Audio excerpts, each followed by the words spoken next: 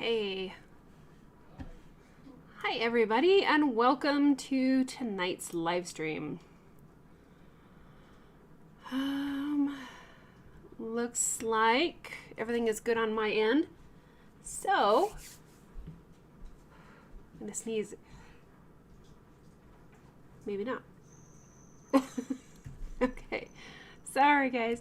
All right. So welcome to tonight's live stream. So great to have you all here tonight. See, hi Lori Lee.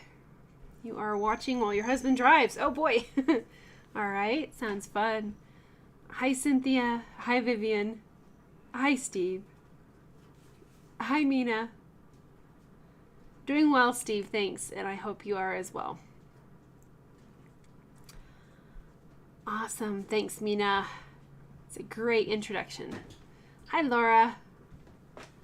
Hi Barbara. Hi Rhonda. Hi Estella. Hi Night Owl. Hi Susie, welcome. All right, so great to have everybody here today. As people kind of continue to filter in, we will go ahead and get started here. So, hi Mellow Yellow. Hi Jenny. Barbara is asking if I have ever burned on leather. I have not burned on leather. I was gifted some leather by a nice person many years ago, and I just have not gotten around to using it.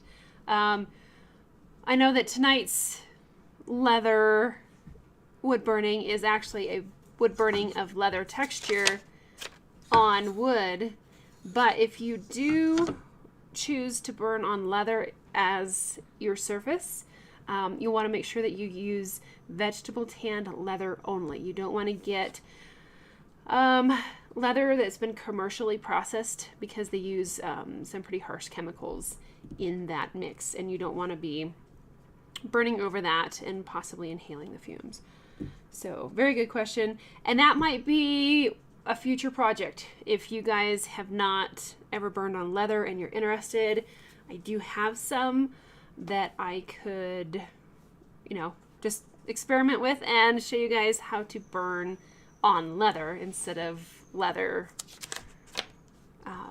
the illusion of leather. So, all right. Cool.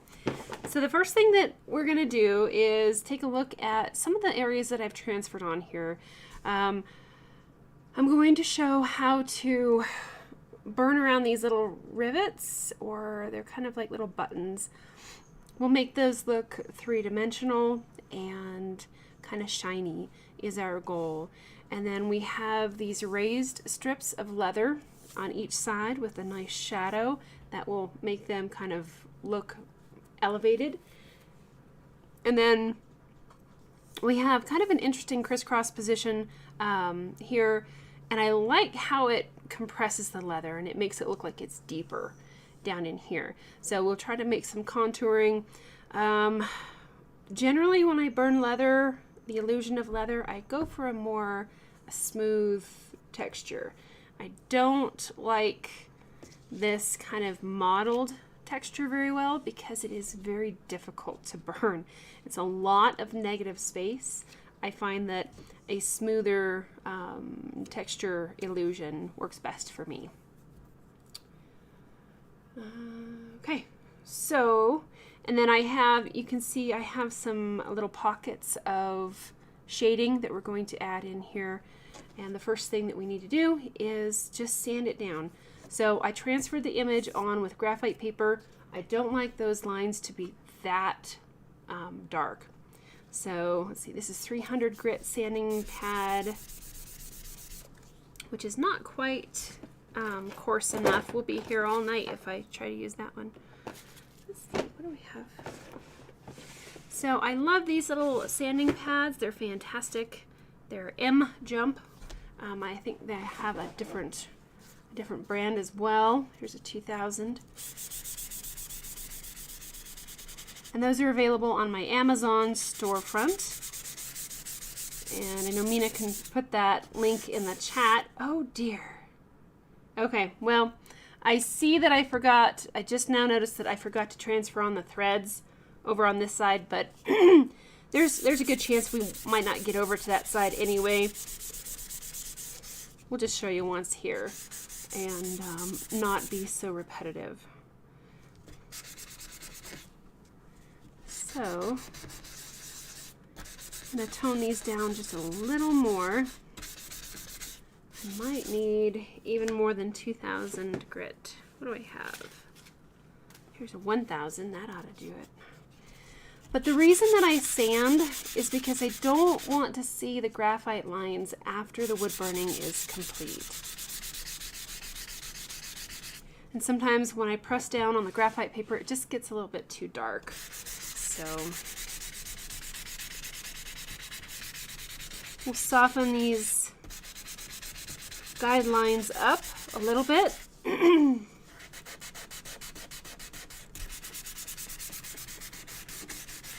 Alrighty. Normally I suggest wearing a mask when sanding, especially if you sand a whole bunch. Definitely wear some sort of filter. Okay, so now those lines are a lot more subtle. Okay. Thanks, guys. Yeah, this is going to be a very interesting project for sure. So, this is a beginner-based live stream, so I'm going to try to take this from kind of a beginner's standpoint, and then we'll add on to it. So the first thing that we're going to do is zoom in a little bit on, I think I'm going to start over here on this edge. Thank you, Mina, for the link for the sanding pads. That is fantastic. Okay, so tonight I will be using the Walnut Hollow Creative Versa-Tool, but you can use any burner that you are comfortable with. Hi Kendale, welcome to your first Monday live stream. Normally we do a little bit easier subjects on the first Monday of every month, but this was an option and everybody wanted to do it, so here we are. Michelle, you're excited about this live stream. You did a portrait that had a leather jacket and you weren't very happy with the finished result. Okay, cool. All right, this is, there's so many different forms of leather out there. You got your leather couch, you got kind of, you could see this as an inlay on a piece of furniture. And then you have clothing type of leather with all those sweeping folds. And we can do that again in the future as well. But just kind of for a basic, you know, threads, rivets, we'll go from there. Okay, so I need my little pad here to support my wrist. And let me know if I need to zoom in. Basically, the majority of the value around these rivets is pretty dark. So I can go ahead and put in a darker line.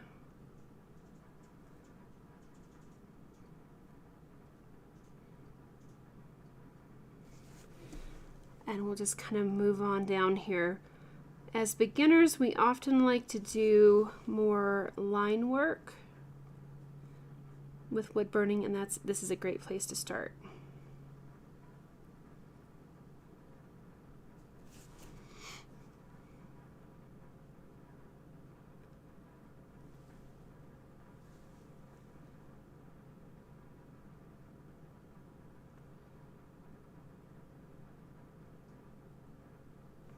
Okay.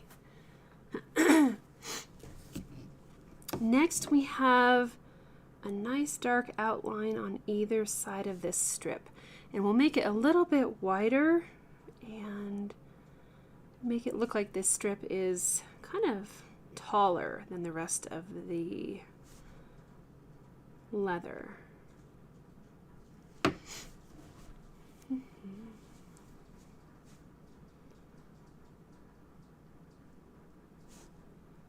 And right now I'm using the shading point, but you can switch this up. Just find a tool and a tip that can give you a nice consistent line.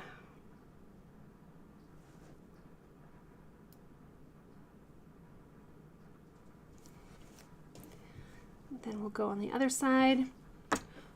Jenny, also on Amazon, you can get the little bean bags.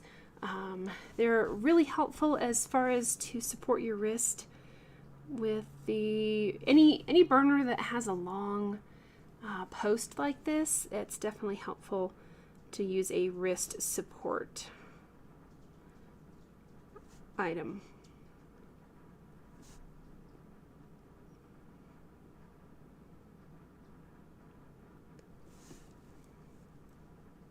Thanks, Mina.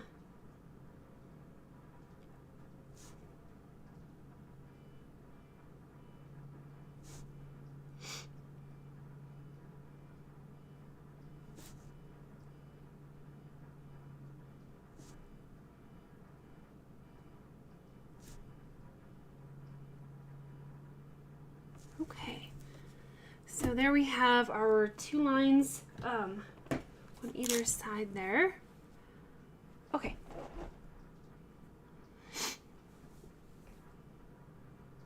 Okay, all good. All right, let's go ahead and make these buttons, or rivets, however you want to call them. I am operating on full heat right now, so I will move the burner a little bit more quickly.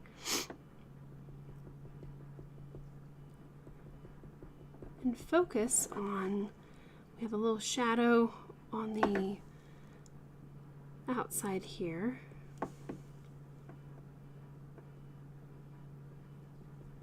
And it comes underneath. And we have a little bit of a shadow there. And we'll come down, do the same thing here.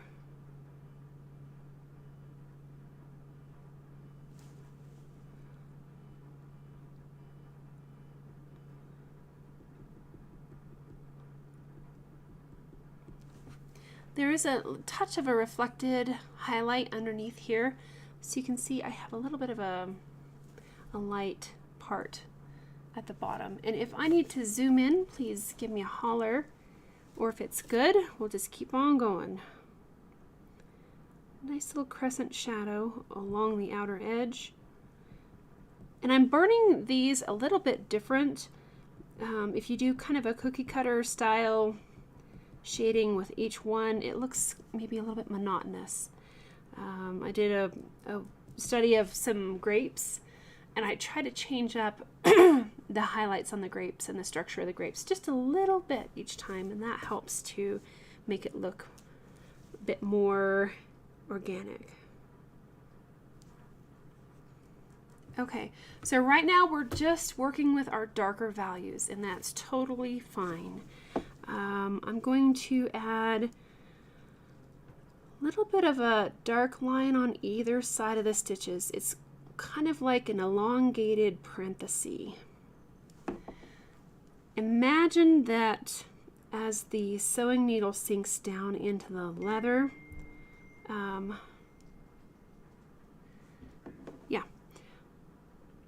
it makes kind of an indentation into the leather.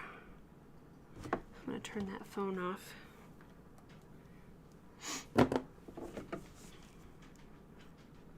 And we're just going to make a tiny parenthesis on each side of the stitching. Now, this stitching over here is maybe the more advanced type of stitching because the threads are white or light colored and the leather is dark. The much easier way to do stitching would be, we'll experiment over here, is to do the opposite. And sometimes I'll do that. If I don't want to burn around each and every little thread, I will just go in and do lines just like this. Try to keep them the same length and about the same distance apart, and you can make stitching like this too, and this is much, much easier. So if you're a beginner and you want that leather stitching, but you don't want the effort of what we're doing over here, just a nice little dotted line that repeats is great for your stitching. And maybe that's why I didn't transfer on the stitching over here because I knew that I wanted to talk about the two different styles of leather stitching. So, okay. You get that one. And guys, you gotta get going.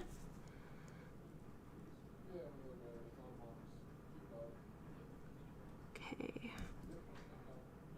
Parentheses. Thanks, guys.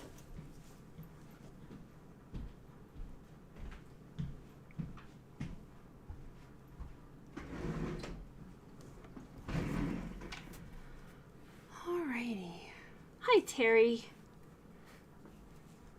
We are just putting in some basic structure here for our leather. We're focusing on the elongated parentheses around each stitch. Or you can just jump over here to the easy section and just do like a little dashed road, like the lines on a road. I am going to fix that. Hi, Mir. Welcome.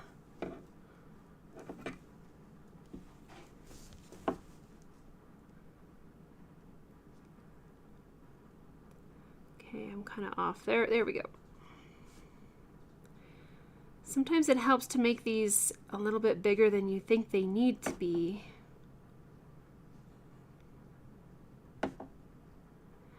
Because when we burn around stuff, it seems like it always gets smaller and smaller.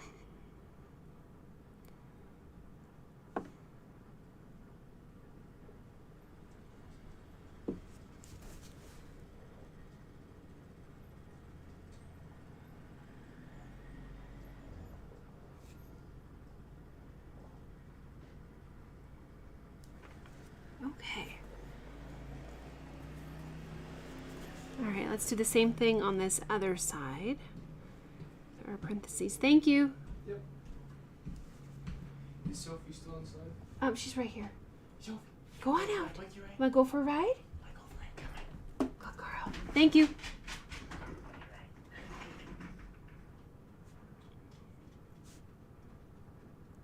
And really, any point that offers a nice fine line like this would be just perfect. Hi, Desiree.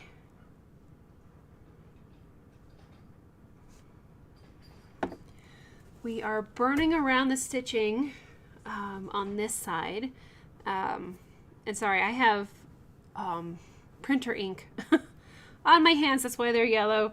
It seems like whenever I replace the ink in my printer, it pees on me. And I get either blue, yellow, or pink fingers.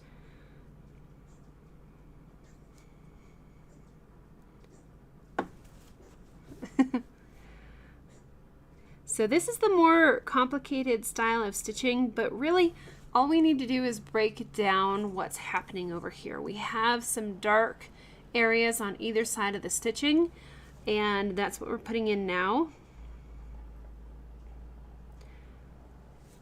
And we added some highlights, or sorry, some shadows around the rivets.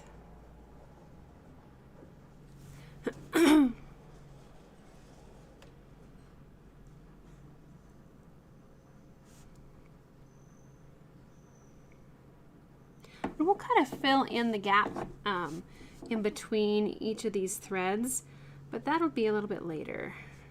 Oh, haven't got away. Yeah, Barbara, you're the same with your printer. Oh my gosh. Terry says mix baking soda and Dawn and it should get off. Oh, good. Yeah, because I'm very yellow fingers today. I usually just wear it until it wears off. I've also heard of sugar and Dawn as far as being a good way to get stuff off your hands.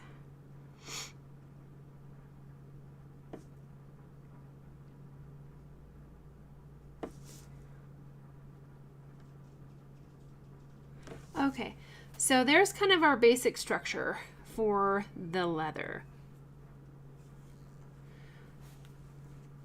Next, we are going to add some midtones to our little nubbins here, the rivets.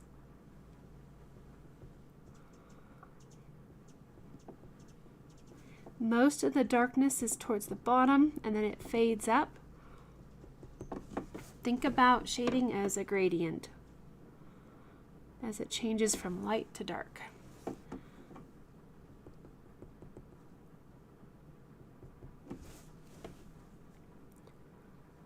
So just really a little touch here.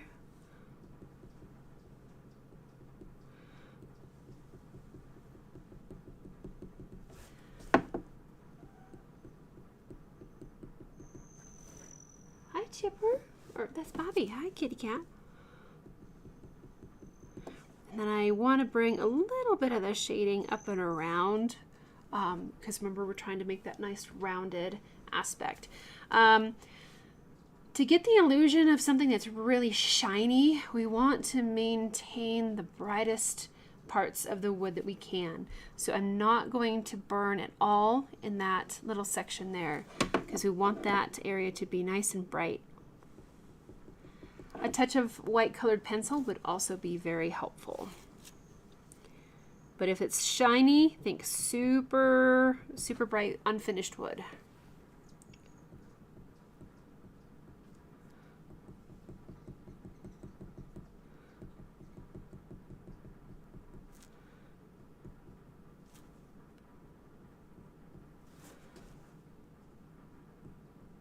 So I'm running the burner on high heat and just blowing on the point to cool it down. If you're not comfortable with that, turn the burner down and run it at a lower temperature. Okay, next up, we have almost some reverse shadows. So our rivets are convex. They're coming up, they're convex. So our shadow is going to be on the underside, but they're punched down into the leather. So we're going to have a shadow of the leather up top and a highlight down below. So it's going to be a little bit opposite, but that will give a really neat contrasting depth. If we were to put a shadow underneath the rivets and a highlight at the top, you'd lose a lot of that really nice contrast. So I'm just going to do a lot of smooth shading. Just means that I'm not adding a lot of texture. And we'll burn this shadowy part up here at the top. And I want a nice contrast, so I'm going to take this pretty dark.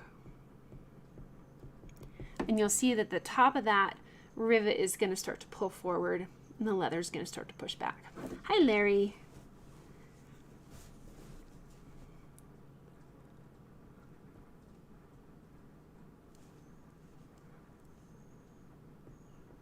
Larry, I love your photos that you were sharing from your trip. Those are beautiful. All right, so same thing up here. We're going to make that leather look like it's pushed down by adding darkness at the top of the rivet. And we'll kind of bring it up a little bit.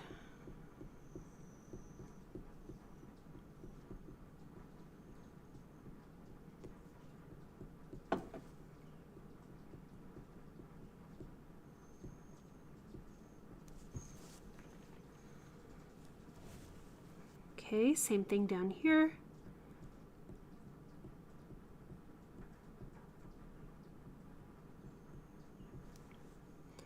Bring it up a bit more.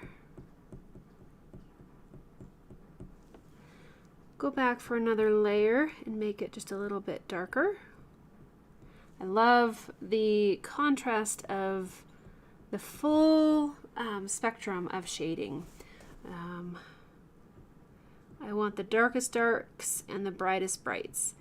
And I think that is one of my favorite things to create really a dynamic contrast with my artwork especially. And you can kind of change that up. It's really neat. If you want to stick on like the softer side, to create the illusion of softness, you'll want to stay with kind of the mid-range, your mid-tone values. You don't want to go super bright or super dark. Kind of just stay in the middle. It'd be good. A lot of my artwork, I love the full range of the shading scale. So we're talking the brightest brights, the darkest darks. And to give you kind of more of a visual representation of that. Let's see, this is one of my books, Woodburning Realistic Animals. Refocus. And in both of my books, actually, I have the shading scale that I like to use. I like to use a 5-step shading scale. Where are we? Here we go. So I talk about the fundamentals of shading, and I like to use a 5-step shading scale method. You can do 3, you can do 20. It's all up to you. I try to simplify it. And I have, like, 1 is my unburned wood. This is on basswood. If you work with cherry or something that's darker, your starting value is going to be darker. So these will get progressively darker. But basswood, this is a level 1, unburned. Level 5 is the darkest value that you can possibly get. And then I have a mid-tone right in the middle, a lighter mid-tone and a darker mid-tone. And so I love to use the full range of this scale. 0 is if you want to add a little touch of white paint or colored pencil in there. So that is pretty cool. And then I have shading by the numbers. If all you do is levels 1 and 5, you're going to have kind of like a line art type of picture, which is very good for beginners. And then here I'm going to stick with levels 1, 2, and 3. You can see it's pretty light overall. Once beginners progress past just the black and white phase and they start shading, a lot of times we're, and me as well, just a little bit too timid, afraid to burn too dark. And so you'll see that everything's on the lighter side of the shading scale. Then you get maybe a little bit more bold and you want to make your burnings darker, but you forget to leave the unburned wood. There's little circles around these. They're kind of hard to see in here, but we need to keep those brightest brights and we need to push the dark darks. So then we get kind of just in the middle, mid-tone, light mid-tone, dark mid-tone, and it looks a little bit flat. Same thing over here. We get into the lower shading scale, 3, 4, 5. It gets really dark and almost kind of somber. What I like to do is use all of them, and you get your brightest unburned values, you get your super, super darks, and yes, this is a roll of toilet paper. As my example, this was before 2020, but I wanted something that most everybody has at home. You can put it up on a desk, take a picture of it, and really work on capturing your lights and your darks. So if you hear me talk about the shading scale, this is what I'm talking about. Bright brights, dark darks, you get your mid-tone, light mid-tone, dark mid-tone, and then you can kind of blend those together in a gradient. So hopefully that that helps explain kind of what I'm talking about here. All right, let's zoom back in and refocus. Okay.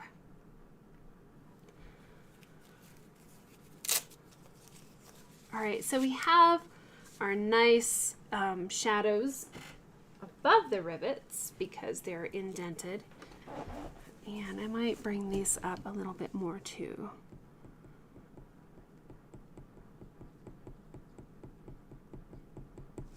Okay. Oh, thanks, Larry. Yes, our national parks are like wonderlands. They're just so beautiful. Okay, so if we're going to burn around our stitching, I don't want to go as dark as I did here, so we'll do kind of like a light mid-tone, maybe a mid-tone, and we're just going to fill this in. I'm not happy with. Oh, come on. There we go. That might be a bit bright, but we get the idea. Thanks, Mina. Yeah, the books are definitely a great resource. The camera is being bad today. Okay, so we're just going a nice mid-tone around our stitches.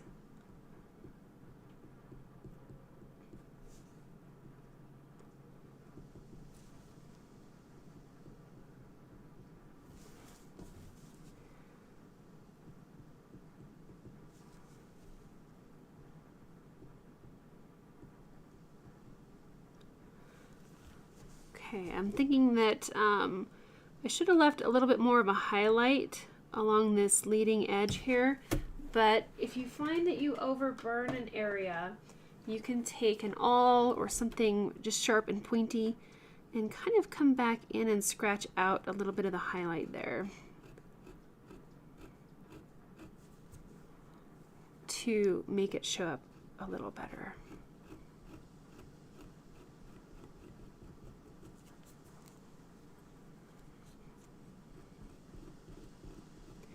I was getting so excited to fill this in that I forgot about that highlight.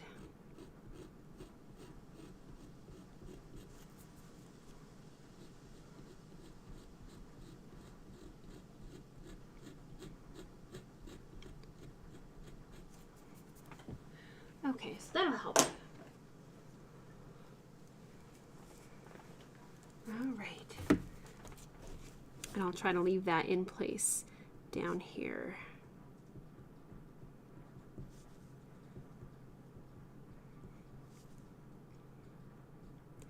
So let's see, it has been a couple months since we voted for the beginner project because we had 3 options for the beginner live stream, and that was the Cowboy Piglet, the Mourning Dove, and this leather project. So time to throw out some more ideas for the next beginner live stream to pick from. And you guys can think about different subjects or different, types of wood. Then I will come up with some ideas and we'll vote, or you'll vote. So if you're over on our online community, Mighty Networks, that's one of the joys and the perks there is you get to vote on our upcoming projects. This is definitely in the ugly duckling stage right now, but it's a good thing we made these stitches as big as we did. And if you're unfamiliar with the ugly duckling stage, that's just the time in your project where you get going and you spend a bit of time and you're maybe a little frustrated because it's not looking the way you'd like. In that case, we just keep moving forward, keep pushing forward, and don't give up. Because every stage of artwork has kind of an ugly duckling stage, I think. Alrighty, let's see. Barbara, yes, fall is here. We have leaves and pumpkins, etc. That is a great idea. Let's see, last year we did an autumn themed horse. We did a pumpkin for shading. What else did we do? We did a little haunted house. Thank you, Mina. Ready to take notes. Very good.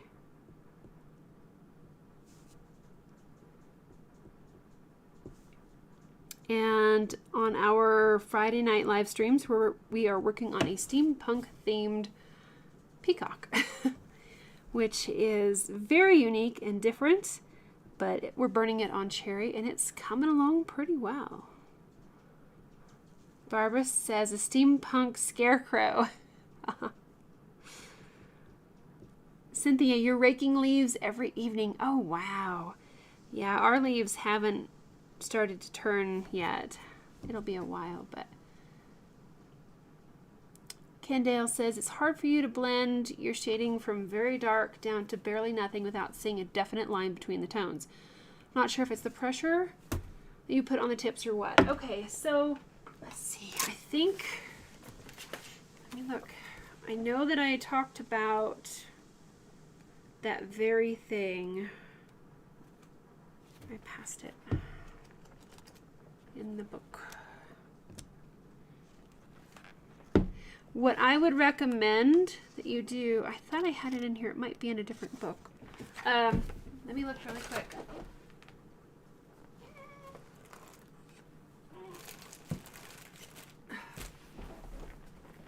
So this is my other one, Wood Burning Projects and Patterns for Beginners. Let me see where that was.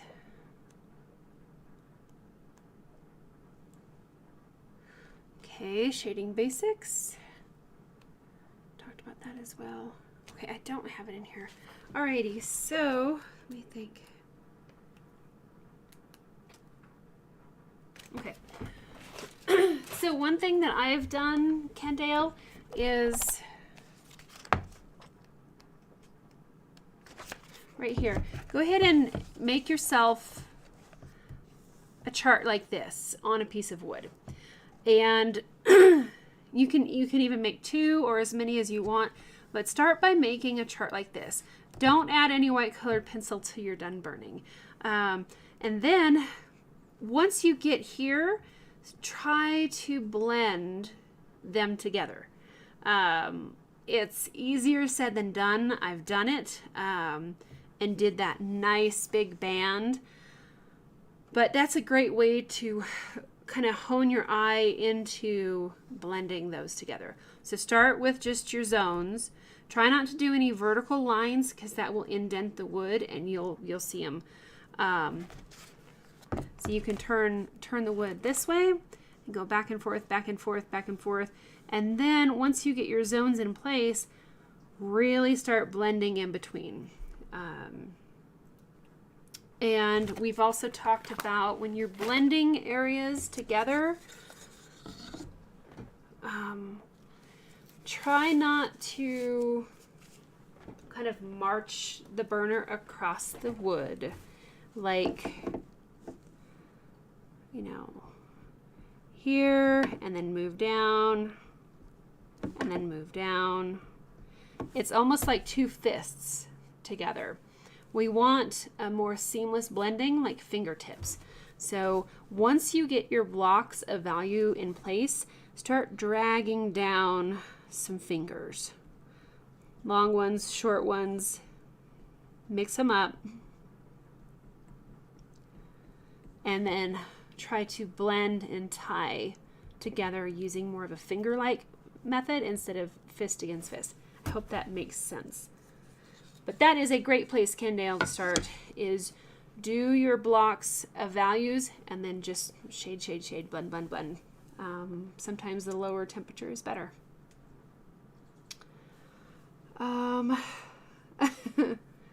Thanks, Terry. Yeah, we're having a lot of fun with that steampunk peacock. Let's see. Beginner's class.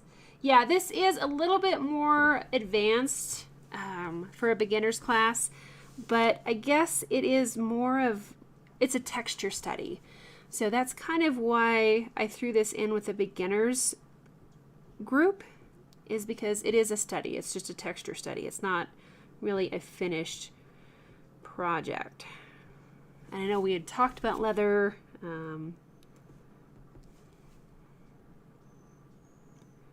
So yeah, this might be a little bit more advanced. I'm just trying to break it down into some more simplified steps.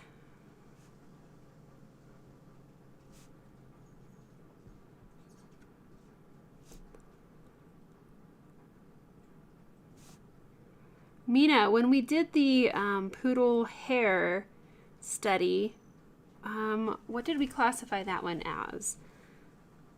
Was that beginner or something else? I can't recall. I'd have to look it up. see. Desiree says nothing is beginner about steampunk. Yeah.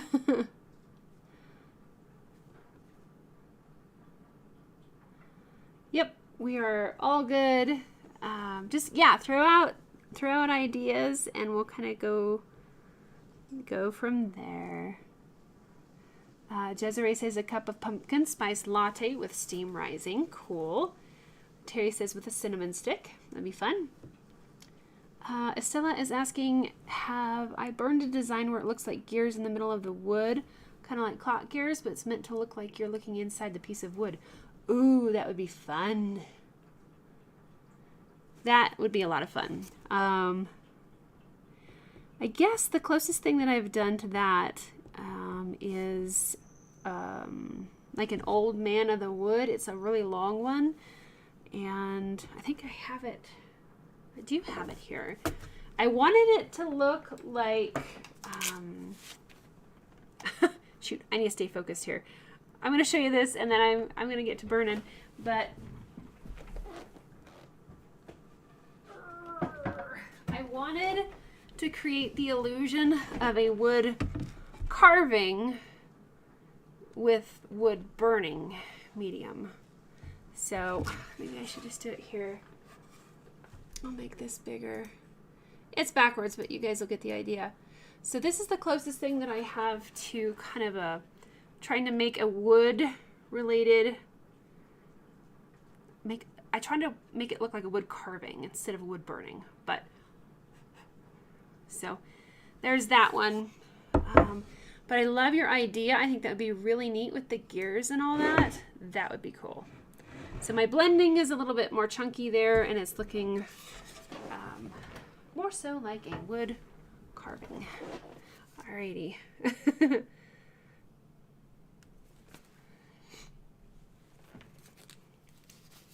Ah, that does sound cool. Larry, you like the idea of different possibilities with leather? Mina, no, not the pet portrait. It was a poodle hair study. It was just a close-up of poodle hair.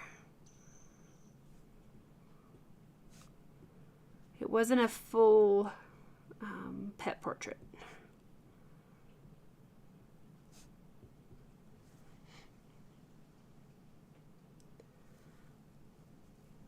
Thanks, Vivian. Yeah, that's what I was going for, is to make that burning look more like a carving.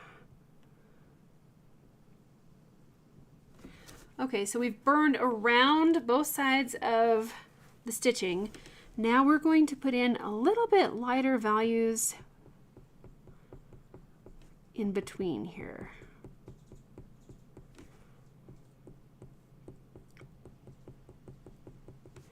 We have a highlight underneath the rivet.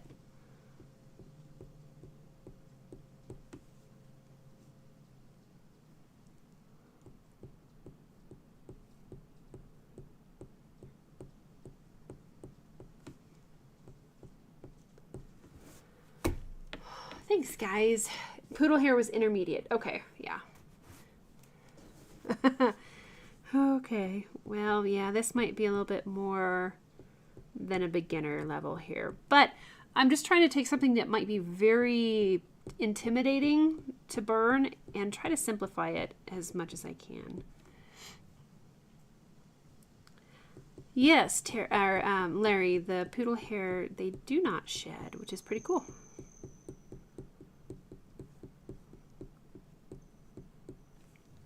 Okay, so we have lighter values in between, and then we can really blend this together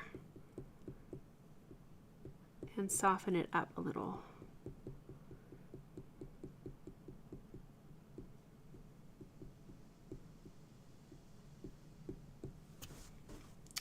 Laura, I am on the highest setting right now. Just helps me to go a lot faster. Generally, the only time that I turn the burner down is to work on fine details like a portrait or areas that are really tiny. Otherwise, I just move the burner a little bit faster.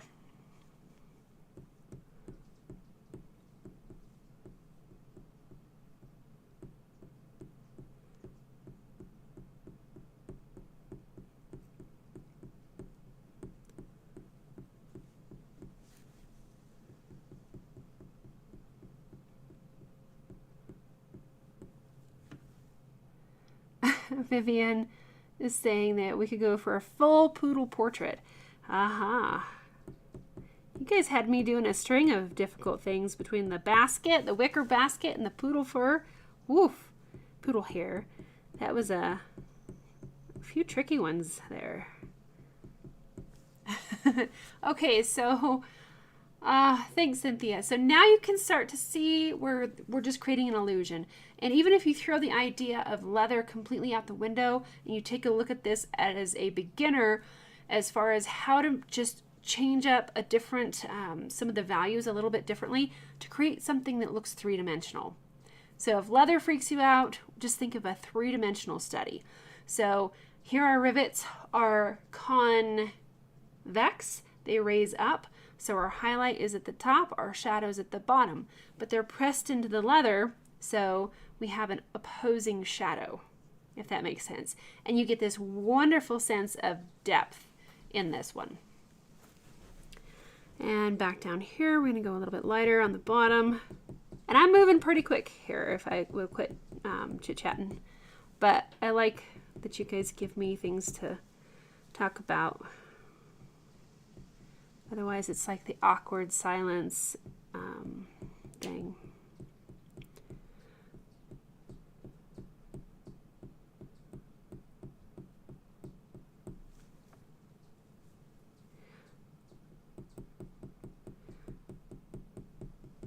Okay, so there is a really fun 3D texture.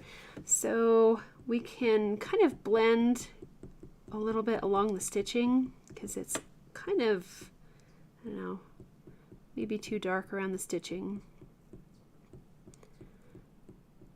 But we'll just pull that gradient outward a little bit.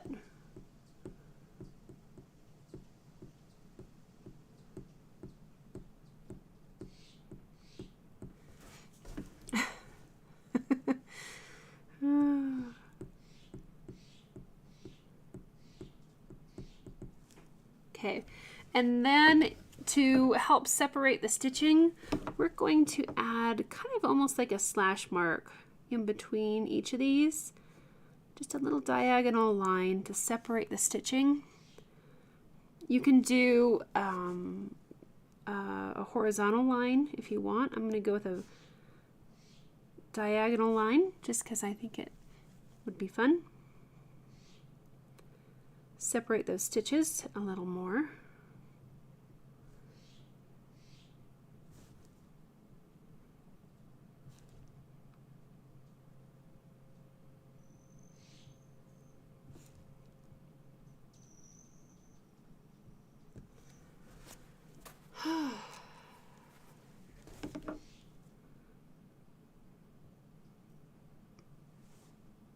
Hi, Matt.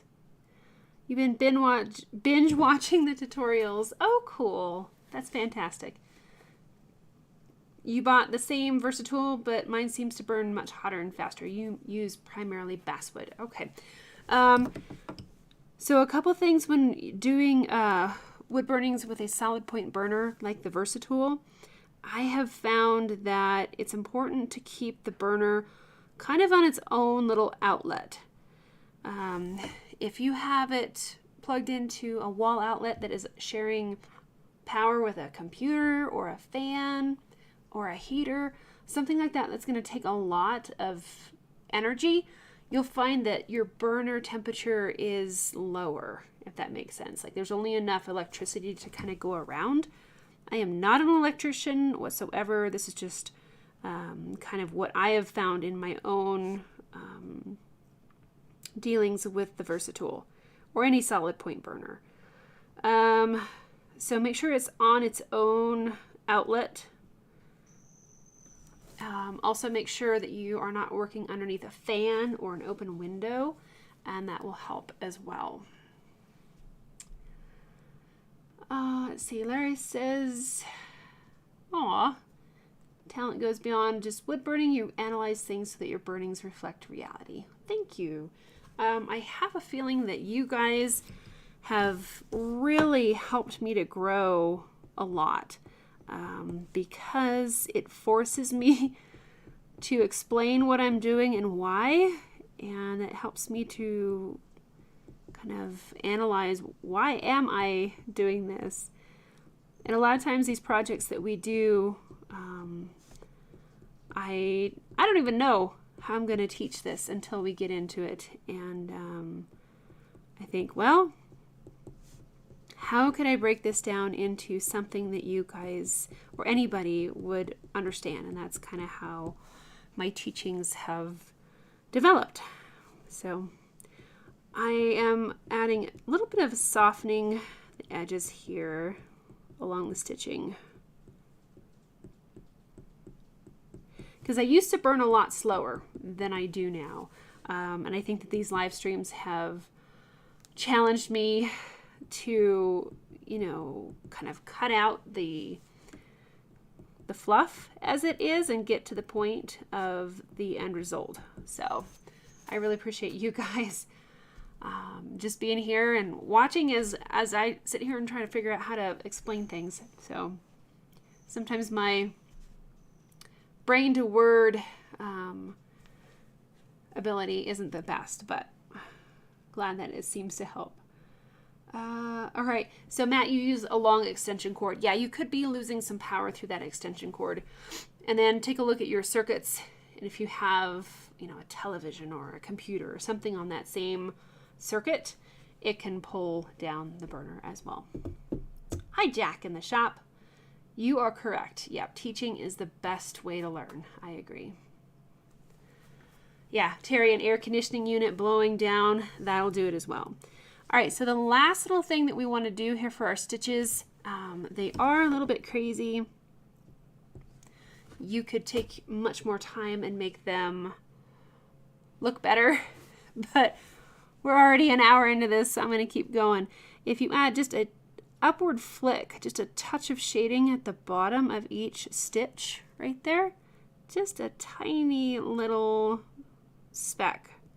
Some of these stitches got too small, some of them are too big, but that's what happens when we're moving fast here.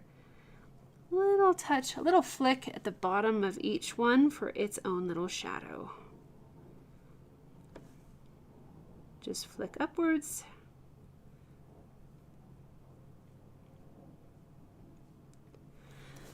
And if you find that you overburned one, so I think I have some of them here that are almost like non-existent, like this guy right here, we can go in with our scratchy tool and just make it a little bit bigger.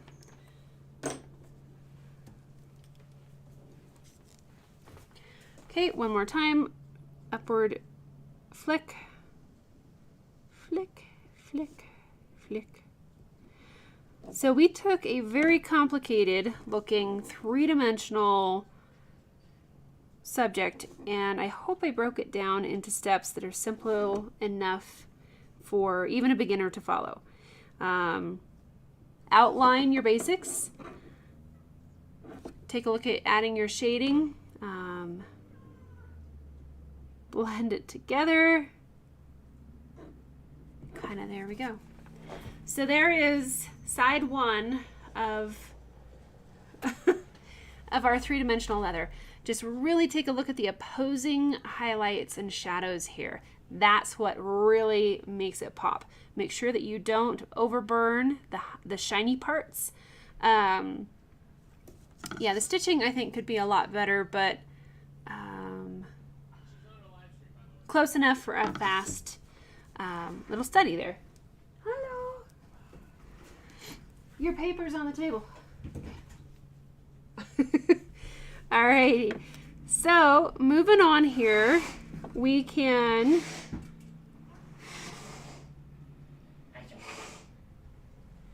do the same thing with, oh, that one kind of got away. It's a dented rivet. Sorry, guys. We'll try to hide it in the shadows. My rivets are like poorly manufactured tonight.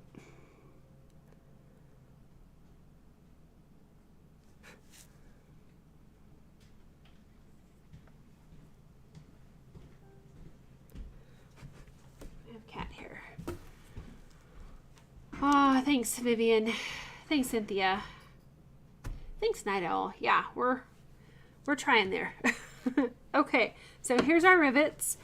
We're gonna put a shadow underneath. These ones are not sunk in as much on the leather. They're kind of just sitting more on top. So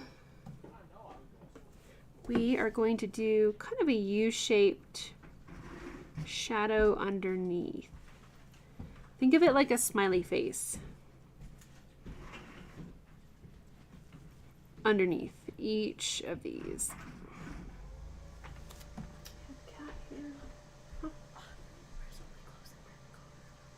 In the buggy?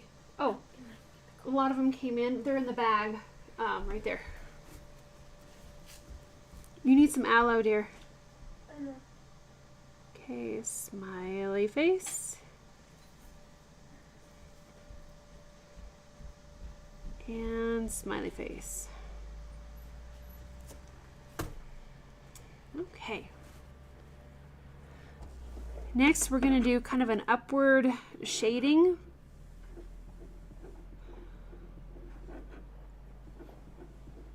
Just a little bit to make these look rounded.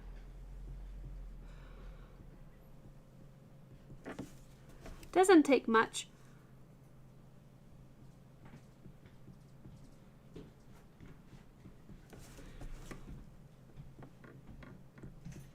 Thanks, guys. Yeah. Okay. I'm only going to do the 2 instead of the 6 because I think, yeah, 4 is fine. All right. Next, I like to take a look at the darkest values. So that will be our edging with shadows. In fact, I think I'm going to switch to the other point. Pro point, just like the shading point, only a little bit smaller, and it can burn darker a little more quickly. So we have a nice dark bold line. Hi Ian, welcome. You found that pyrography will teach you patience more than any other medium you've tried. Yes, I agree. This is definitely a enduring art form that we just have to take our time. Thank you. Yep.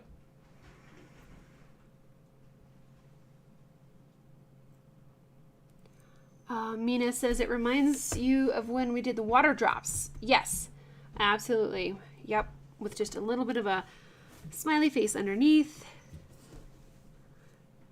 And then pull that gradient upwards. Now because our light source is coming from here downward and the leather is indented, we're going to have shadows on the underside here. So I'm putting those in next.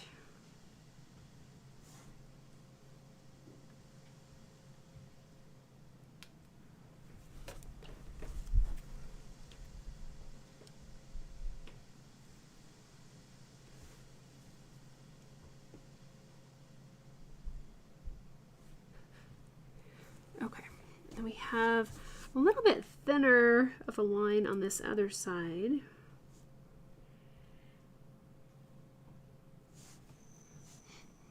Desiree, yes, it is all about patience, absolutely.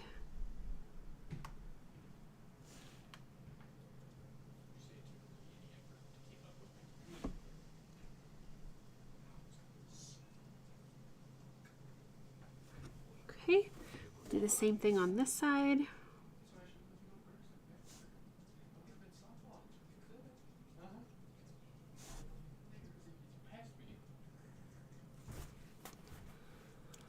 Oh, have a great night, Desiree.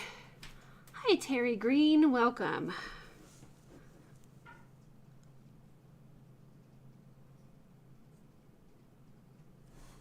Okay. So we already have a little bit of the basis to our shadows in there. And then on this side, it's definitely not as pronounced.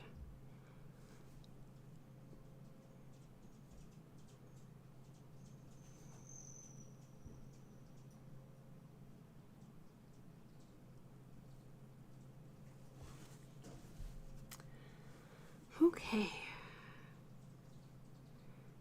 I think I want to go that way.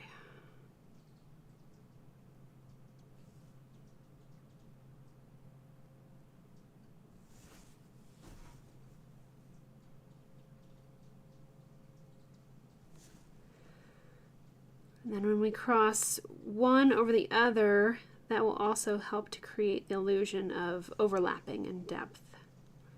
I don't see it quite so much on the reference photo, but I want an overlap. So that's kind of what I think we're going to do.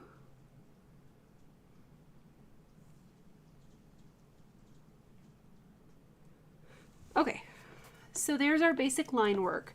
As beginners, that's a great place to start. Next, let's start developing some of our shadows.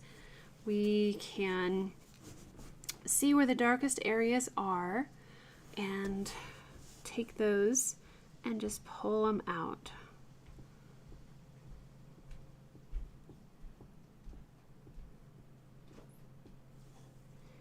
Darks are going to push back, lights are going to pull forward, and we are going to create some depth in here. So really quick, I'm just going to throw in some of these darker values. You can see I'm kind of flicking them outward in an uneven motion so that they are, I'll be able to tie them in later like we talked about with the fingers, the finger blending, if that makes sense. Cynthia, you're holding your breath. Yeah, I do that too. Those lines, gotta hold your breath.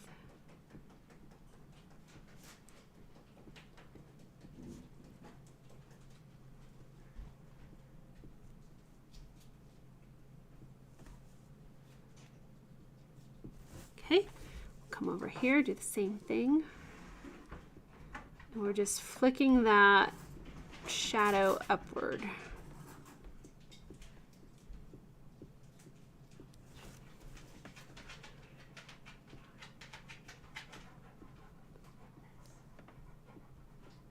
Hi, Sophie. Did you have fun?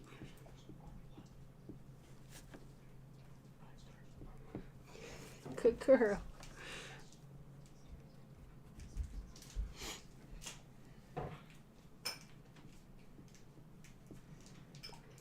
Flick, flick, flick, flick.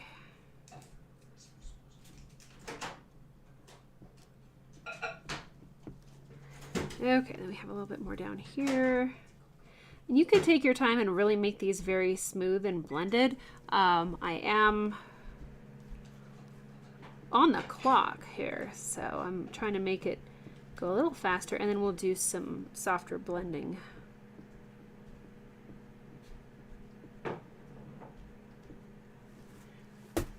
Thank you, Mina, for the reminder to subscribe, like, and click the notification bell so you don't miss out on any fun. Okay, so I'm gonna switch back to the normal shading point. Night Owl is asking if I'm doing that with a semicircular motion. I am kind of doing a curved flick flick motion. And let's see, if this was a portrait or anything other than a study, I would sand these guidelines down even more, but we're just going to keep on trucking here, and I'm going to continue to pull that gradient out across.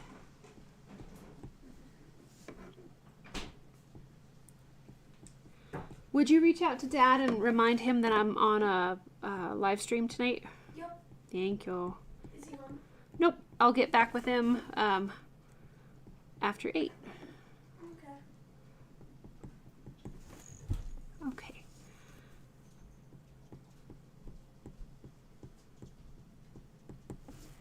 So now we have kind of our sunken shadows, and we will just start doing some side shading across the top here.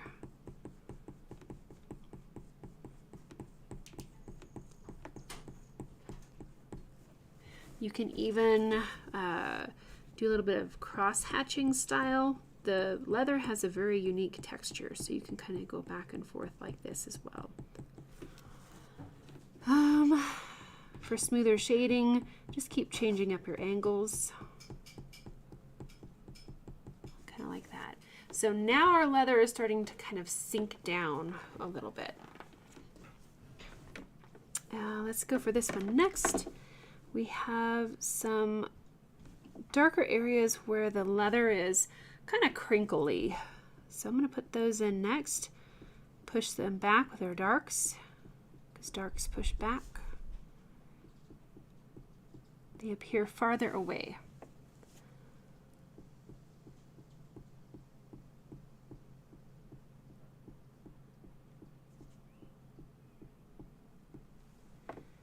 And let's see, we have a little blending up here.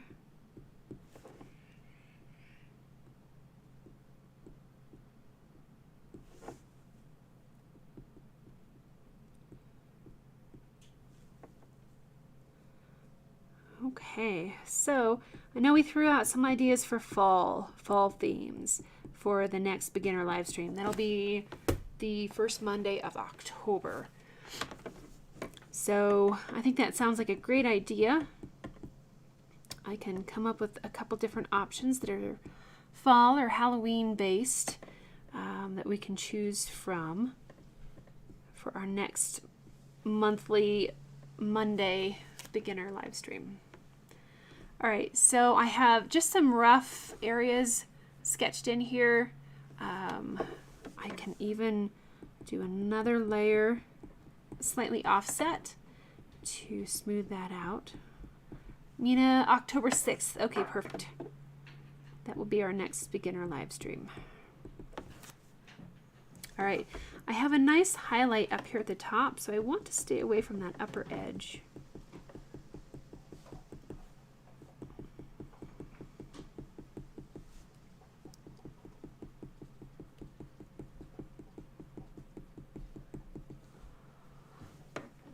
And then we'll just fill in the rest here with some side shading.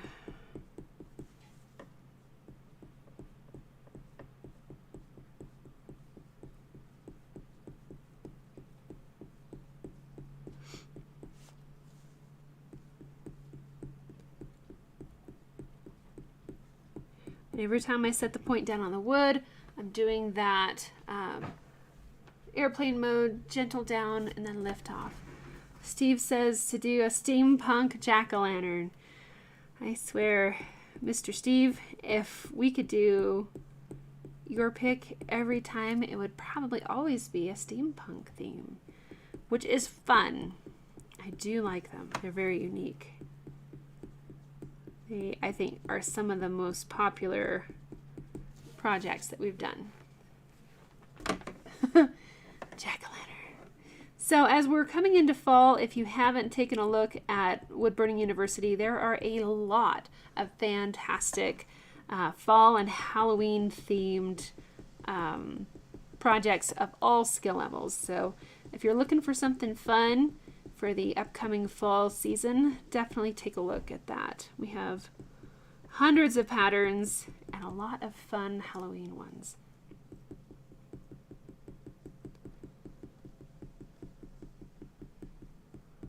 Thanks, Mina. Mina has the link in there for you if you're interested in taking a look at those patterns.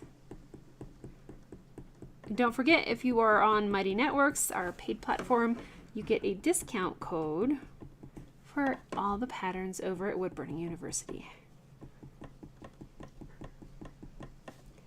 Tap, tap, tap, tap, tap. So I usually shade kind of in a 45-degree angle, and then I'll switch it just a little bit one way or the other, and that will help to give me a nice smooth shading with this point. And layers. Layers are always good. I'm going to try to soften this edge here.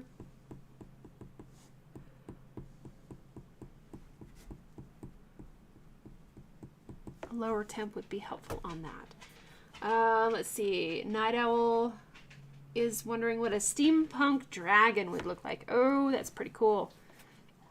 That would be very neat. Okay, so we'll just keep on moving This is a smaller one. Make our shadow in the corner, a little highlight up there. And let's see, we can do that here as well. Have a little bit of a crinkle. It's kind of a heart shape, which is neat.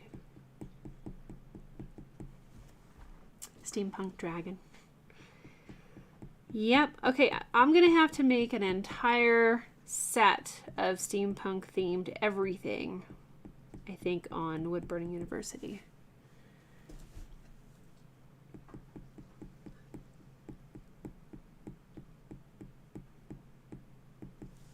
Okay, so next we're going to start pulling this shading out and kind of smooth it a little bit.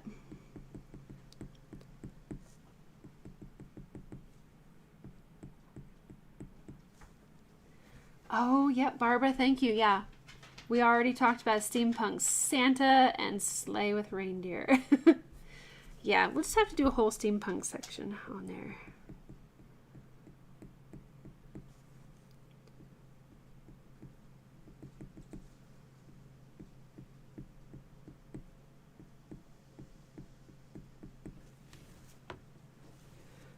Okay. Hi there, puppy.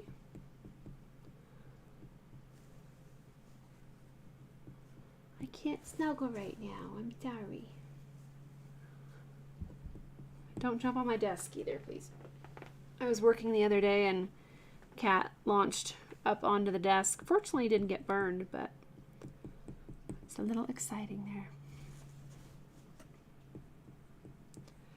Okay, so there's kind of our rough sections of shading. Next, we're going to stay away from that highlight along the edge.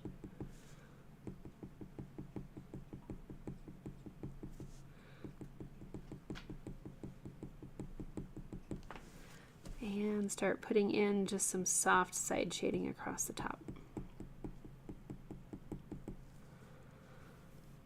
Mina, yeah, that's what I was thinking too. It looks like an upside down heart. Yeah. Okay, I want to add a touch of shading here. That'll make it look like it's pressing down.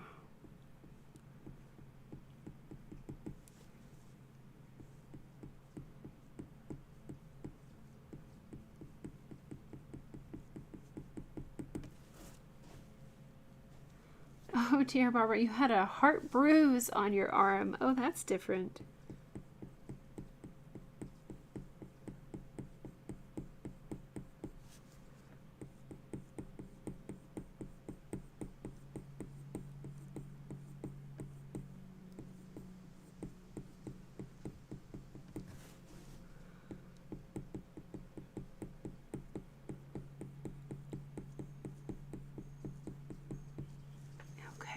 So I have a little bit of a highlight there as the fabric kind of folds under. Then we can go back and kind of smooth things out just a little.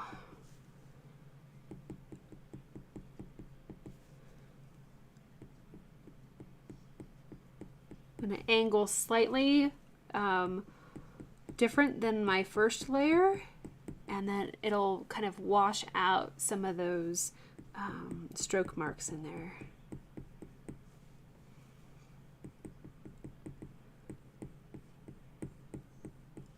And it makes it look just a little bit smoother.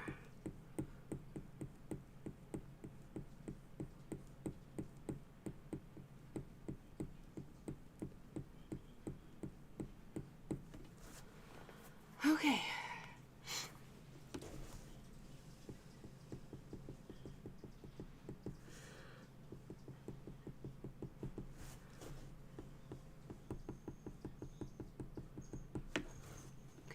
Blended that.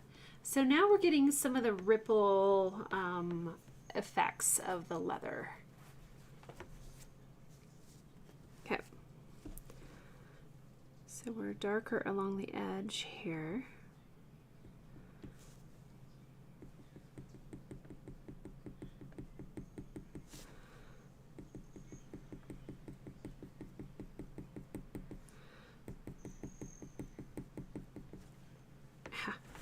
My wrist is catching a little bit here.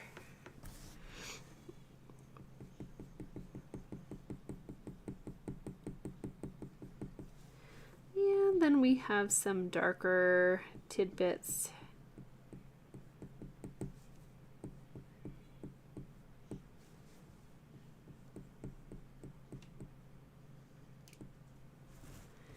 And then I also want it darker along here. So another thing that's kind of fun, you can see some of these little pucker kind of folded areas of leather. So we can put those in here. They're not on the reference photo on this side, but let's go ahead and put them in. Just do some little wrinkledy areas.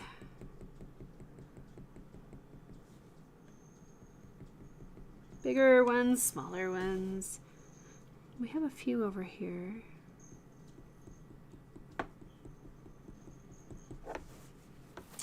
Hi Noah, welcome. You're saying that leather has a bad odor when burned. Yeah, I've kind of steered away from leather because of that. I have some leather that is vegetable tanned, so it's safe to burn on, but I have not been brave enough yet to try it because I have heard that it does have a little bit of an odor. I like the smell of wood when it's burned, but I'm not sure about burned leather. So right now we're just creating the illusion of leather.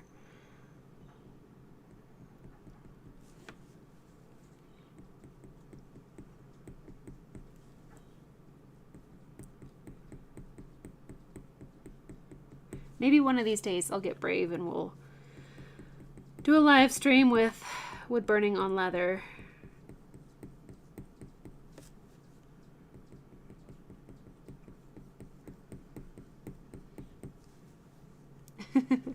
Noah, I love that. Burn buddies. That is so great.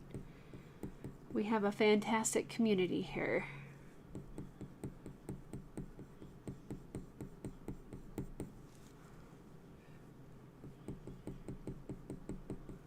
So this is really becoming a fun study, more so in like folds and like a wood burning of different heights. How do I make that? You know what I mean? More of a three-dimensional type subject with the way that the darks fold down and the lights fold up, and it's really very cool and fun.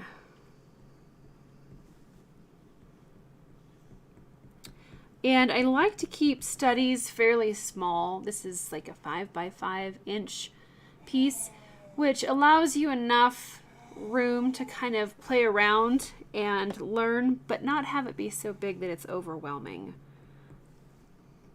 So I think this is a nice size. A 3 by 3 or 5 by 5 inch, those are both very good for studies. So here we have some little crinkles, and we can make some of them bigger than others.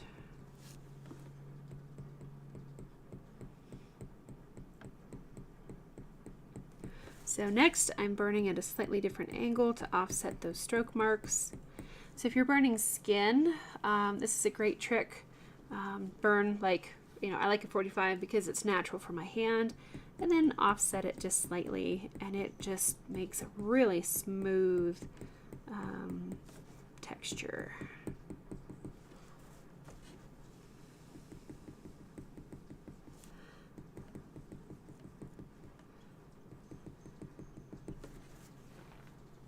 Okay. Thanks, Barbara. Yeah, this is a very fun texture study for sure. Okay, I have kind of a weird blemish thing here on the wood, but I'm just going to keep on going. Here's a funny shaped kind of a depression.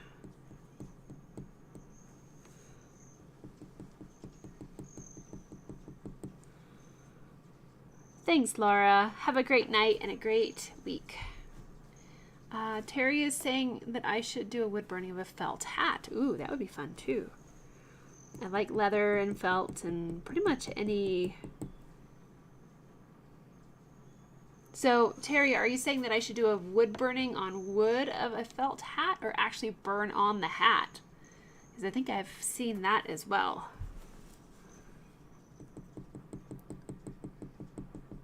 I know we've talked about doing more three-dimensional artwork.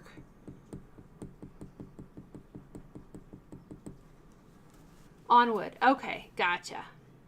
Yeah, I've seen people do wood burnings of like on hats or canvas or boots or other things. You got to be careful as far as where it's been processed, but that would be pretty neat.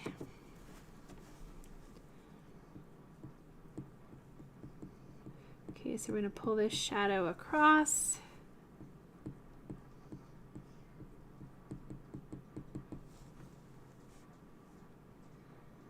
Awesome. Thanks, Noah. Yeah, we do all kinds of different projects of different skill levels.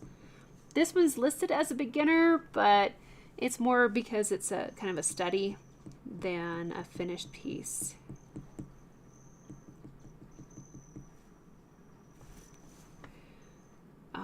Make sure, Noah, to join us on Fridays.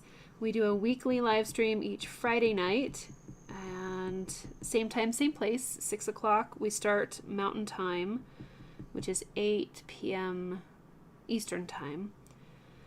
And we are currently working on a steampunk-themed peacock on cherry wood. So if you've not seen that, I will show you where we are so far. So this is what we've done so far on our Friday night live streams. And so we do a live stream each Friday night, and then a beginner based one the first Monday of every month. So even though this is kind of crazy and wild, we're breaking it down into simplified steps so that most everybody can kind of follow along. And here's our design. So it was kind of a little bit wild and crazy of a design, but I'm picking and choosing which of the areas that we put in there so it's not completely overwhelming. All right, guys. Well, this is looking pretty fun so far. Let's zoom back in, refocus. All right. Thanks, Noah. Yeah, we're having a lot of fun with that. We don't usually burn on cherry, and it burns dark very easily. So we're able to make a lot of progress. That's just one 2-hour session that we did with the Peacock project so far. But students like the steampunk theme, and so we've done a steampunk raven and a steampunk Sasquatch, and now we're doing a steampunk themed peacock. So very cool. And I love how we sit and we talk and we burn, and people throw out ideas for the next projects. And then our wonderful community that's over on our paid online community, Mighty Networks, you guys, they get to pick and choose. So we'll do votes, and this was one of the ones that got voted in as well. So it's nice that I like to give you guys the options as far as what we create. And sometimes you guys pick some challenging things, and it pushes me as an artist, which is fun too.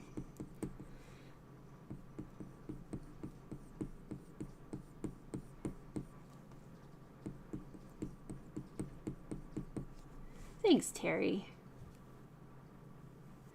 Larry, where did I get the reference photo? Yeah, it's kind of a zoomed in, kind of a close-up.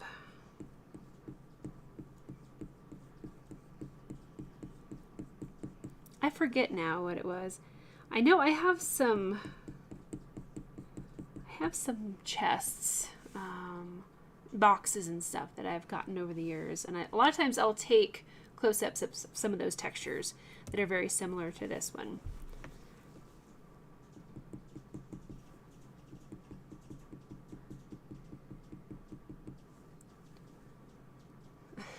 Thanks, dear.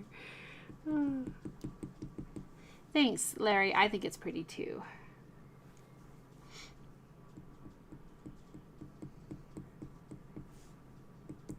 Okay, so our leather right now is pretty light in value. I'll see what I can do to get as much done here as I can. And then if we have time, I can maybe darken up some of the leather. But for right now, you guys are kind of getting the basics down. Come on. Some of these areas definitely need a little more blending and softening, and that's where I think really the magic happens with fabric and leather and all of that, is to really play around with lots of different layers. Good night, Susie. Hi, Donald. You're asking if I'm still on Patreon or just Mighty Networks. I still have a Patreon account up because there's still some people that are finishing out their platforms. But if you want the best experience, hi, definitely switch over to Mighty Networks. And if you need help with that, reach out to us. Mina is my helper, and she is fantastic with helping to get people switched from one platform to the other. So if you're on Patreon and you still have like, hi buddy, it's okay. Meow. If you still have like a few more months of your yearly pledge on Patreon, we'll kind of roll that over onto Mighty Networks, and she is fantastic at that. But I still do put up the links and everything on Patreon so that those people have access to everything. Yeah, Donald, sorry about that email from Patreon. And we will, yeah. I needed to talk about that tonight anyway. So if you did receive an email from me from Patreon this last week, it was an automated thing that Patreon did. It's like an autopilot promotion thing that they just turned on. That was not me. That did not come from me. I was not pushing that. And I didn't even know until you lovely people told me that you're getting emails from Patreon like with half off for the first month or something like that. So that was not me. That was Patreon just kind of going rogue because they turned on some automated stuff. So I do apologize about that.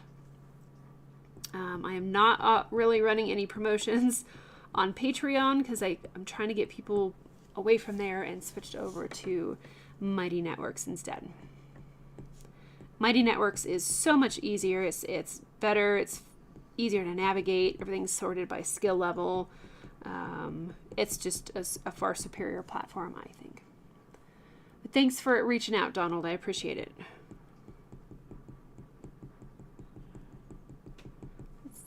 Kendale says the strap on the left side looks like the metal ones on an old trunk or chest. I think so too. And that's one of the reasons that I really love this one, is it does remind me of those straps of a trunk, an old trunk. You guys love Mighty Networks. That's fantastic. I do too. Okay, we have a little bit of a shadowy dip thing here. Okay, so let's start pulling some side shading across. Let's see. Okay, we got 30 minutes. Doing pretty good here on time. I think I'll be able to get from here over done. Barbara, yeah, that is a great idea. You're saying that you'd like to take some close-up pictures of items at your home and work on some textures. Yep, that's a great, fantastic way to learn. I love it. Noah, have I ever done a piece that wasn't flat, like a round lamp or a tree branch? Yes, that's actually how I first started wood burning. They're here someplace, but I started burning on aspen rounds. So those were really fun, but I didn't really know what I was doing and just kind of playing around. So yes, I have done some round subjects. It's It's fun, a little bit of a challenge because it's more three-dimensional.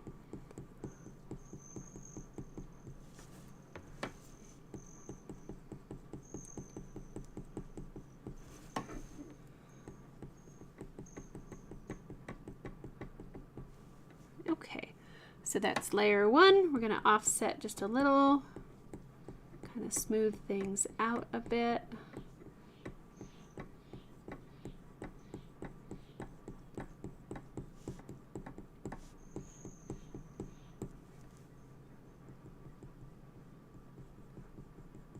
Okay.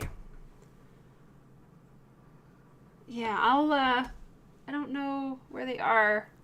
I know I posted them on social media here and there, but yeah, they're pretty simple. Let's see, Vivian says Mighty Networks gives you a lot more choices and flexibility on the things you can do. Awesome. Barbara, you have a Native American flute that you did some, oh, the flute maker did some wood burning on. That's cool. Very neat. Okay. So it looks like here we have kind of another, let's see if you guys can see, kind of an inset channel. If I can see, that would be helpful. Now this might be, you know, maybe a little bit more advanced, but we're just going to draw a line on each side for a channel. It's not very smooth, but they are, Barbara. Yes, that's a great point. They are in my books. So thank you. So here I have a couple of my books that I made, and I do have, so, okay, so yeah, here's one of my first projects.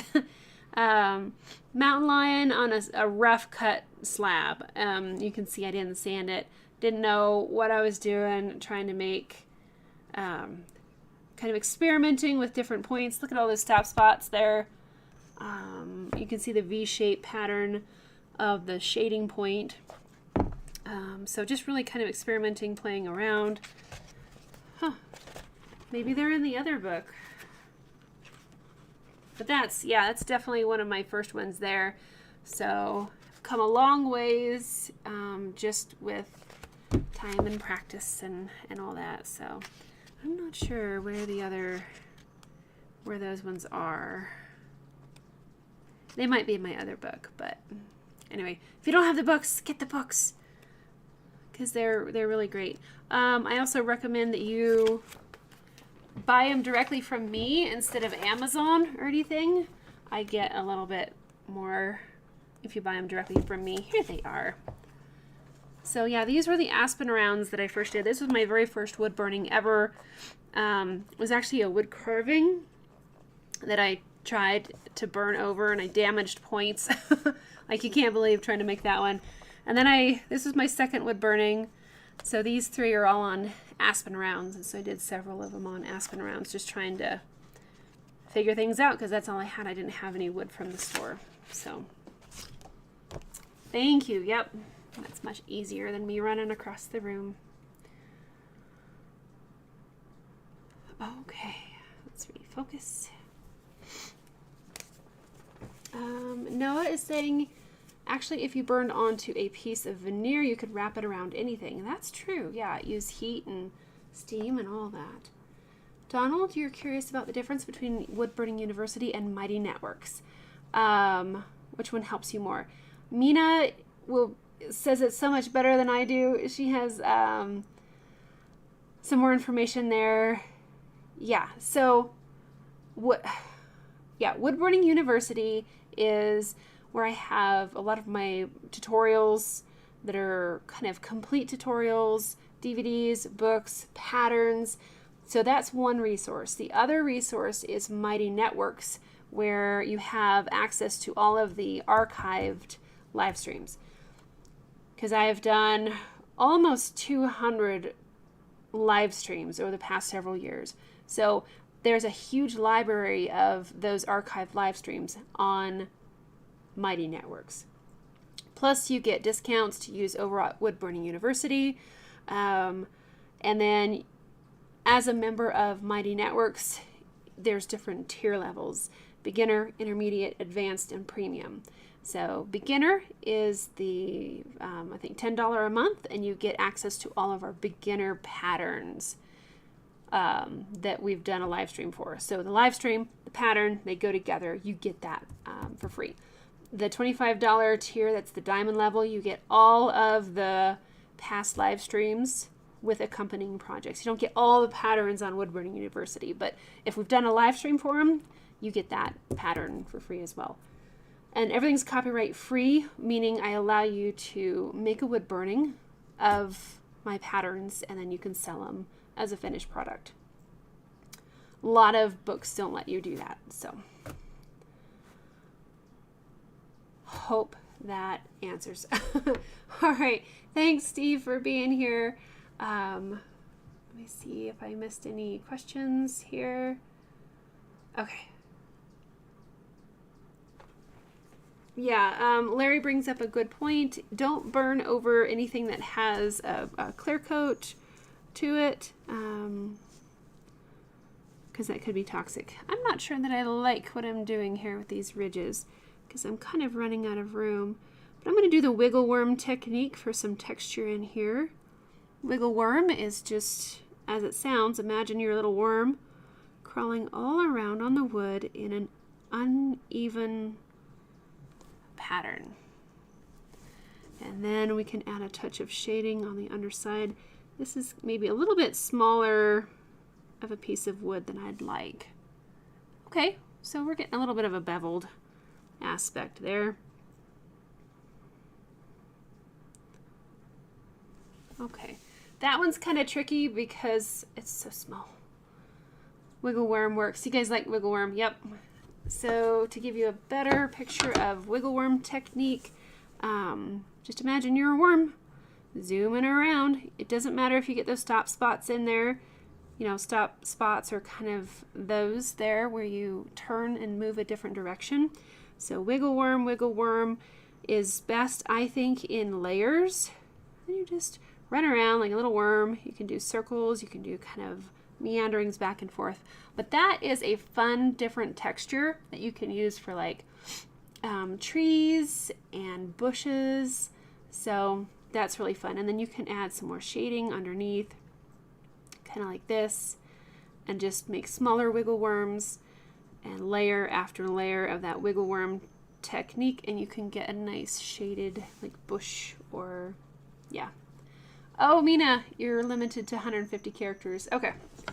Thank you anyway for helping. Vivian says you've burnt on rounded surfaces, but more than the shape, what gave you a headache was the type of wood. Yeah, you got to be careful what type of wood you use for sure. Good night, Terry. Thanks for being here. Okay, so we'll just keep going with this, and I'll try to not mess up because everything is really tiny here. And I think my dog is snoring as well. Thanks, Terry. We have two Terrys here. Both of you have a lovely, lovely evening. Okay, so we just have a couple channels here. We're going to do wiggle worm down inside for a fun little texture. Wiggle worm, wiggle worm. Leave some of that unburned wood. Let me zoom in. Wow, a little bit more. There we go. Just kind of zoom around in here for that fun texture. And then I want a touch of shading on the underside here.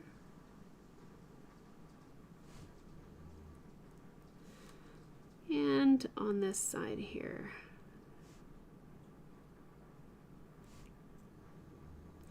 So as a beginner, if all that you take away from this live stream is that darks push back, lights pull forward, that's great. You can get some really nice smooth shading if you burn one way, angle a little bit, shade, angle a little bit the other way, shade. That's a great way to get more of a three-dimensional aspect as well. And I would say just play around with lights and shadows. Yeah, absolutely. Take a picture of anything in your house and see if you can recreate the textures or just the light. Either way, the main thing is have fun, try new things. You will learn so much by attempting something that you might not have been very comfortable with. When I put this pattern out there, the leather one here, I was really second guessing myself. I'm thinking, golly, not sure how I'm gonna do this very well. So I was a little intimidated by this one too. But we're just gonna dive in here and just remember our darks push back, lights pull forward, and have fun with some textures here.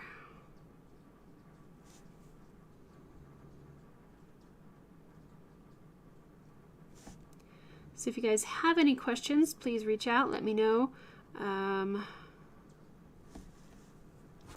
Sorry, you're a little bit out of screen there. Thanks, Barbara.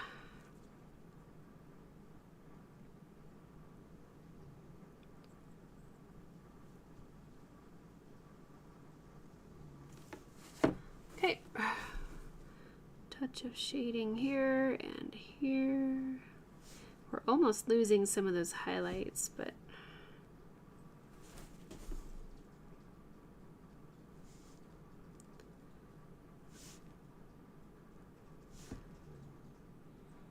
another fun thing to do if you want as a beginner is give yourself kind of like a time limit, not like a time challenge.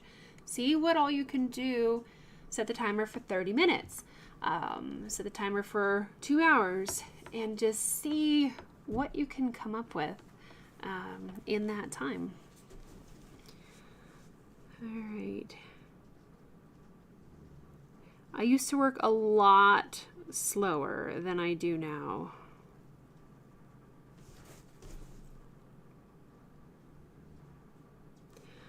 On a larger personal piece and stuff like that, I will definitely go slower because I don't have a time limit like we do here. Let's see. Barbara, you have a vintage parade saddle. Ooh, that would be cool. That'd be very cool. Please get cats in. So we had a couple nights ago, we had a bobcat chase our kitties in the house, and it was scary.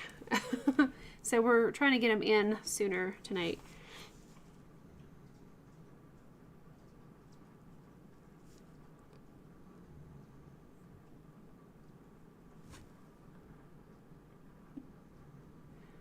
Copy.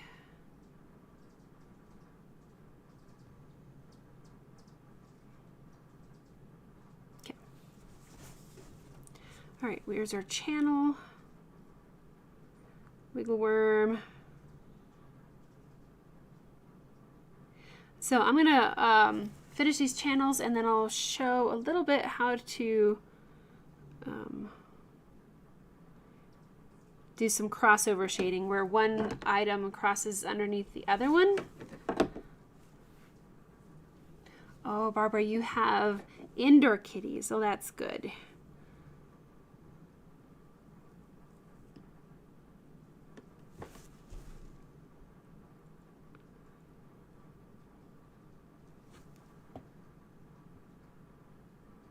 Okay, it's not working.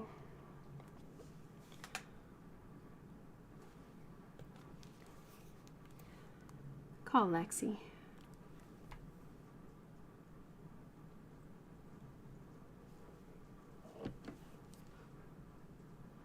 So wiggle worm, touch of shading. Hey, would you please get the kitties in? Thank you. Bye. Okay. Barbara, you went to the Buffalo Bill Cody Museum. Oh, nice. They had a saddle owned by Teddy Roosevelt. How cool is that? That's very neat.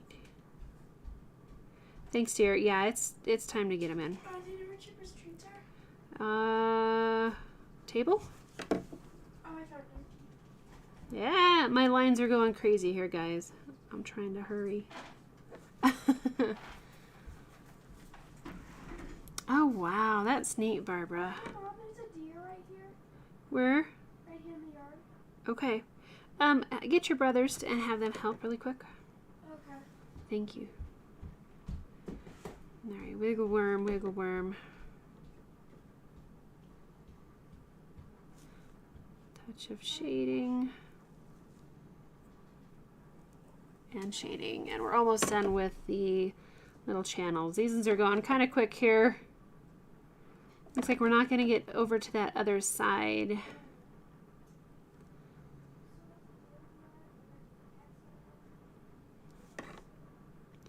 And I can kind of go back over this and touch it up a little bit, just trying to finish it. Some of the channel work needs a little bit more work. So when we have something crisscross over the top of one another, I like to add a touch of shading, kind of like it's making a shadow there.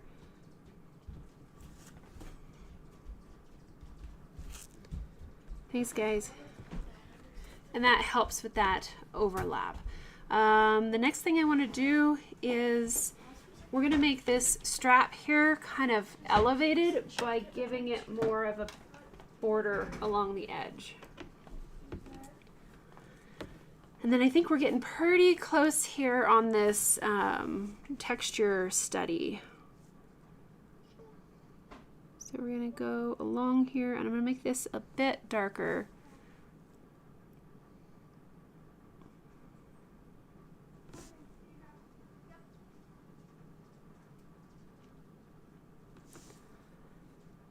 To make it look like this leather strap is maybe thicker.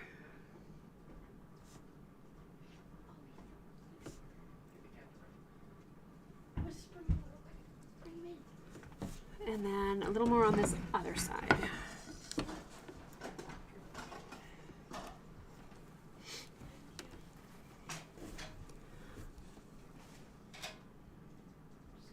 I can make this one quite a bit bigger because our light source is coming this way.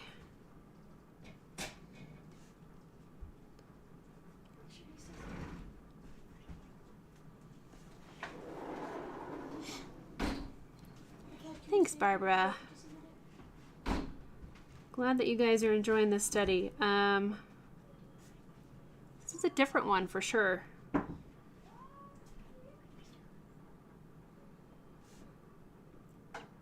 Is she in the bedroom? Okay.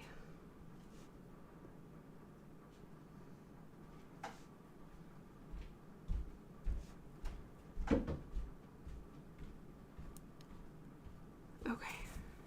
Let's flip it back over. And there we go. So by adding a little touch of a shadow, more so on either side, it makes that leather look like it's taller than our surface here. Okay, so I guess, do we have any questions at this time? Is she in? Yeah. Okay. Do we have any questions moving forward? This is, you know, the first layer, the first pass. You can always go back, which I love to do, and take a little time and push those darks a little more. Try to get some added depth and dimension in your project. So we could go through and clean up around the stitches a little bit more. Okay, thanks. Lots of blending and smoothing. We can kind of do some more in here. Make those stitches stand out a little bit more. And just kind of play around and soften, blend, smooth. And that's always a lot of fun as well. Just even a touch here and there.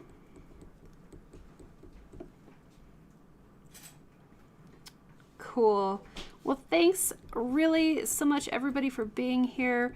I know we didn't get over to this side here, but it would be the same thing. nice solid dark line on the inside. This one would probably be like even a little thicker because our light source is kind of coming from there. So I can put that in really quick. If anybody has any questions. Thanks. I hope this helps, absolutely. And at least give you guys the courage to try leather. Think about ways that you can break it down into simplified aspects, you know, simplified line work, some smiley face shadows,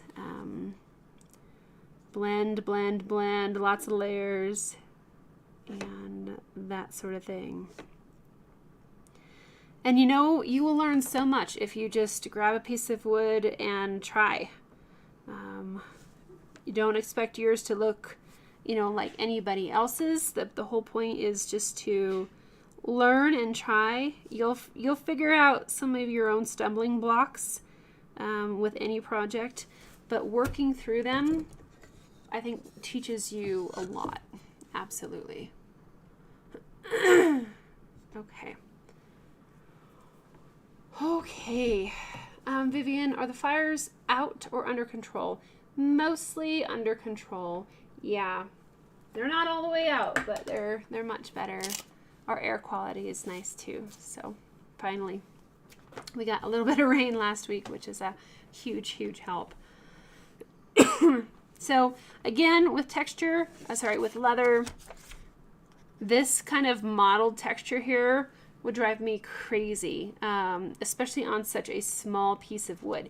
You can still get the illusion of a smoother leather by doing just the smooth shading. If you want to do this kind of texture, keep in mind that all those white cracks are negative space. You're gonna have to burn around those, which again is why I think it's almost a little bit of a nightmare. Would take 10 times longer if you tried to burn around all these little things. So I go for the smoother leather. These need blended out a little bit more, but this is a great start for a study. Cool. All right, thanks, Lori Lee. Thanks, Larry. Thanks, Vivian. Glad it was informative, Night Owl. Fantastic, Rhonda. Thanks for being here. All right, so I think we're pretty well done with this one, or you have a good place to start.